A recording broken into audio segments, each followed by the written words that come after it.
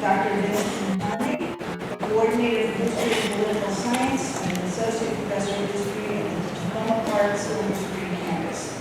He holds a BA in economics from SUNY Pasadena in 1997, an MA in history from SUNY Oswego in 2003, and a PhD in history from American University in 2009. His research interests include African American history, 20th century United States history, social history, and nuclear studies. Vincent is the director of research for the American University's Nuclear Studies Institute and has proposed the Center for Black Studies at Montgomery College. His articles frequently appear in the Huffington Post, and he's author of what I think is a very important book, African Americans Against the Bomb, Nuclear Weapons, Colonialism, and the Black Freedom Movement, published by Stanford University Press.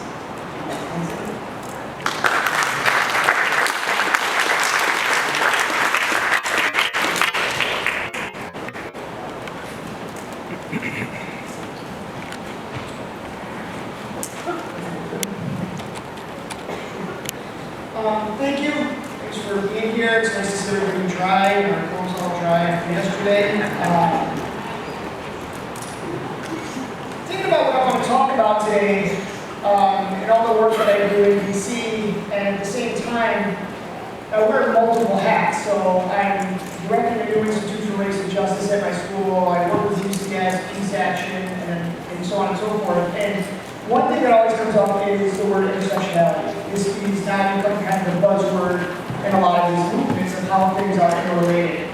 And that, in a sense, is even how this book came about in my own career. For so long in my own career, my life revolved around civil rights, the Black Freedom Movement, Hiroshima, Nagasaki, atomic weapons, nuclear disarmament really wasn't on my radar until 2005 when I first went to Hiroshima and Nagasaki. Meeting with atomic bomb survivors, especially Kokomo Kondo, hit me so hard that I then knew I had to combine these two passions of mine, eliminating racism and eliminating nuclear weapons, and that's what led to this research in this book.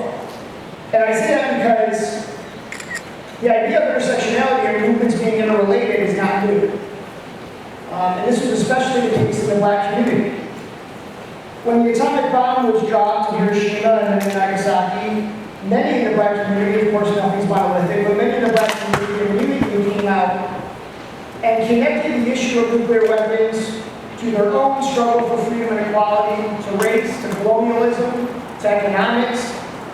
In fact, it was Langston Hughes, who in 1945, the great Black poet and writer, was one of the first in our country to come out and question Truman's own racism in the decision to use nuclear weapons. And of course, he was ready to do so. Truman was the most racist president. We probably have that now, but one of the most racist presidents in U.S. history. The great Paul Robeson, who so many of my students have no idea who he is. It's tragic, but Paul Robeson, a year after the atomic bomb was dropped, in Madison Square Garden, speaking to 20,000 people, he was one of the first to come out and tie this issue to colonialism, asking the question of where did the United States get our uranium to make nuclear weapons, and the answer, of course, was the Belgian-controlled Congo and Africa. W.E.B. Du Bois, who by then already was lionized in Japan, was also a vehement critic of Truman's decision. And a lot of the early critiques that we see in the Black community was because there was a connection with the non-white world, something very important because we're lacking that in many cases today.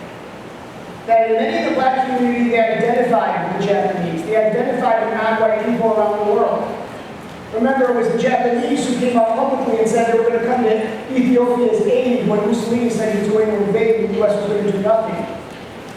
There were many in the Black community that saw Japanese internment in this country and said, here's a group of people that committed no crime but were being put in concentration camps simply because of the color of their skin. This could happen to us. So part of this was already built in before the atomic bomb even happened. When there was the hydrogen bomb in 1952 created, there were threats of using it in Korea. Again, in the Black community, they were looking at this saying, no, we're not going to let another Hiroshima happen to non-white peoples around the world. We see it again in the 1960s, of course, when they repeatedly threatened to use nuclear weapons in Vietnam. Again, non-white peoples. And in the 1950s, there's so many things happening at the same time.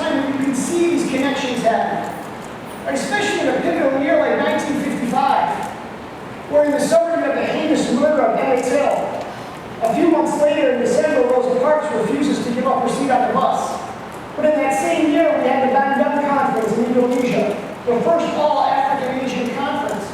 And if you look at that platform, they were very clear that they were against white supremacy, colonialism, and nuclear weapons. At the same time, in the late 1950s, we see the French government wanting to be a world power and announcing they were going to test their first nuclear weapon. Where? In Africa, the Sahara. You have Algeria going through the revolutionary movement. You have Ghana and Cuba gaining independence. And the people in Ghana were worried about the nuclear fallout from that French test. So who was it that put that together and started that movement to try to stop the French? It was Barry Rustin. Rustin, who had such a long body of activism in this country dating back to the 30s. Another person forgotten, marginalized because he was gay. In the 1960s, it was not just Vietnam, but we of course see Martin Luther King Jr. and all of his statements as triple evils connecting these issues, and where he learned so much of this from his wife, of course, Coretta, a long-seasoned activist dating back to her days at Antioch College. It was King who was saying, what does it matter for integrating lunch counters and then not caring about the world in which we're trying to integrate? Don't you see how these things are connected? And of course, this lasted in the 70s and the 80s. I'm a historian that doesn't believe in just studying history and leaving it in the past. What good is that? If you're not going to study and see how it can apply today, how can it reach students today? So the new book I'm writing now is on the June 12, 1982 march. How? How did we get 1 million people together without a cell phone, without social media? What was done right? What was done wrong? How did they organize? How did this happen? And as I'm doing the research now in the interviews, I'm seeing some of the same themes that are happening. Some of the same problems that happen today, we saw that they had to fight back then. And this issue of intersectionality was there. Yes, there were some that said it should be a single issue. We should only focus on nuclear disarmament. But there were others, many others, including some in this very room, that said, how? How, when we look at the issue in Lebanon right now, when we look at the Reagan administration killing 75,000 in El Salvador with death squads, how can we not tie this together with what's happening with nuclear weapons? These issues are indeed connected. Now, one thing, the reason I wrote the first book was because right now, where I teach at Montgomery College, we're one of the most diverse schools in the country. And half of my classes, about 50% of my students are from all various parts of Africa, Ghana, Ethiopia, Nigeria. 49% are African American in the DC area, 1% other. And what I see is a huge disconnect between my African and African American students. My African students tell me that when they come here, they are taught not to associate with African Americans, that they are lazy, they droop their pants, they're not one of you. My African American students will say, I'm not from Africa, I'm from Anacostia, I'm from Shaw, I'm Southeast DC. I'm trying to explain to them when the cops killed Philando Castile, they didn't stop first and say, I'm from Anacostia, Nigeria, they killed him because he was black. And how these things are related.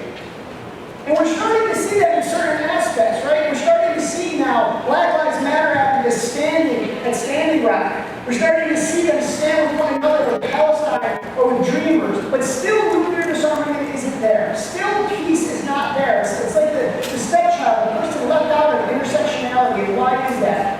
What is it that we should be doing better? What can we do better? And that's what I'm looking at more and more today with this research and working with students today, working whether it's with Black Lives